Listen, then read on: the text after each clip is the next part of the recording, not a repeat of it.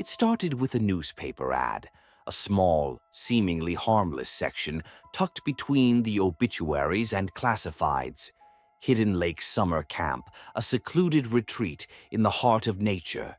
It promised adventure, relaxation, and the chance to disconnect from the world.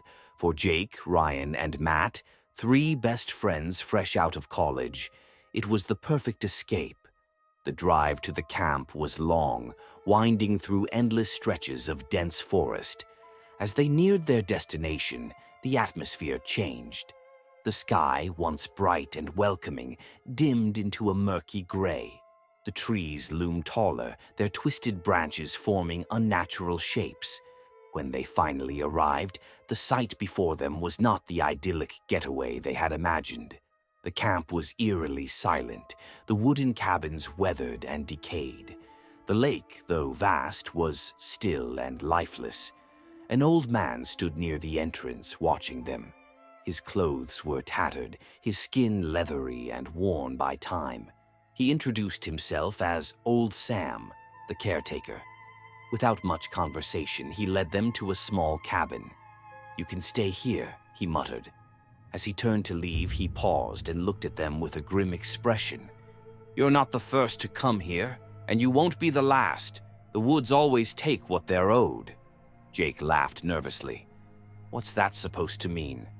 But Sam was already gone, disappearing into the thick fog that had begun to roll in. That night, they built a campfire near the lake. The air was thick with the scent of burning wood, and for the first time that day, they relaxed. They joked, shared stories, and drank until the world blurred into flickering shadows. Then the whispers began. At first, they were soft, like the wind rustling through the trees, but soon the whispers grew louder, distinct. They were voices, speaking in hushed, urgent tones. Ryan stood up, scanning the darkened forest. "Did you guys hear that?" Matt waved him off. "It's just the wind, you're drunk."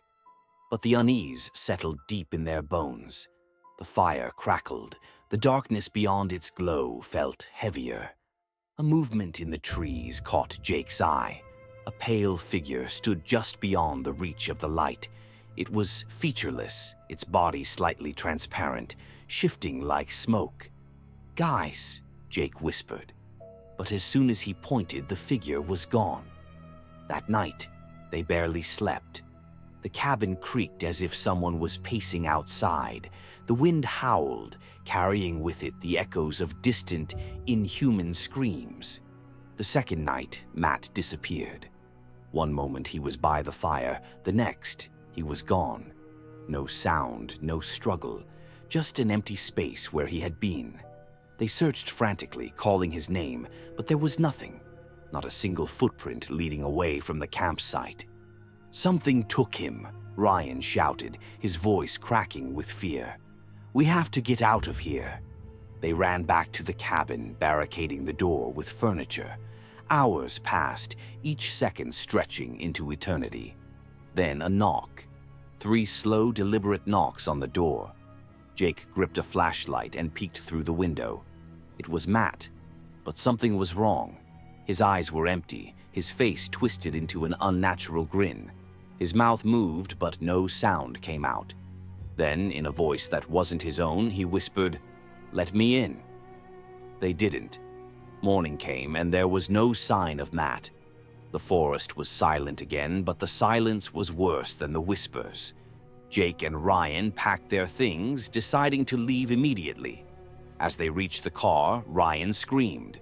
A hand, thin, pale, and impossibly long, shot out from the trees and wrapped around his ankle, yanking him into the underbrush. His screams were swallowed by the forest. Jake ran. He didn't look back. He didn't stop until he reached the car, fumbling with the keys.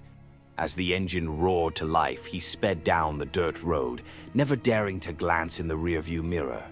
The forest thinned, the road turned to pavement, and he felt a moment of relief. But he never made it home. His car was found abandoned by the side of the road, engine running, driver's seat empty. No trace of Jake was ever found. The newspaper ad was gone the next day as if it had never existed. But weeks later, another would appear, promising adventure and escape.